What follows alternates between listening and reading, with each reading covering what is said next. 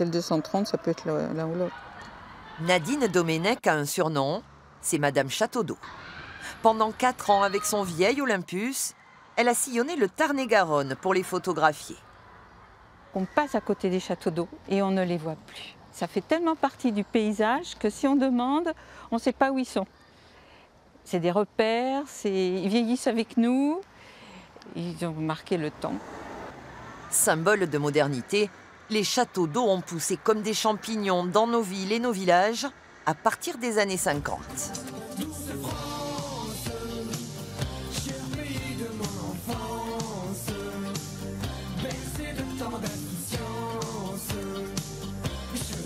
Souvent ignorés, les châteaux d'eau ont tapé dans l'œil de Nicole. Pour nous, elle s'est replongée dans ses archives. Dès que j'en voyais un, je photographiais. J'ai toujours affectionné ces grands monuments qui nous regardent, et puis ce sont des points de repère et tout. J'ai un petit côté affectif, et puis je voulais retrouver le plaisir de l'argentique. Et je me suis dit, tiens, pourquoi pas.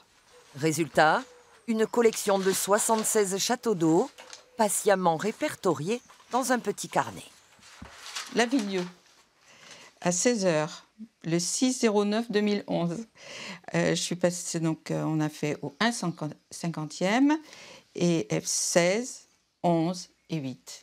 Donc voilà, je faisais toujours 3 diaphes pour être sûre d'encadrer, et après, bien sûr, au tirage, je prenais la meilleure. En France, on compte 16 000 châteaux d'eau, mais pas de recensement officiel.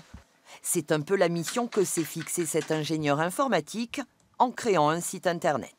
En fonction de l'ouvrage, il y a plus ou moins d'informations, plus ou moins de photos. Il peut y avoir des documents associés à l'ouvrage.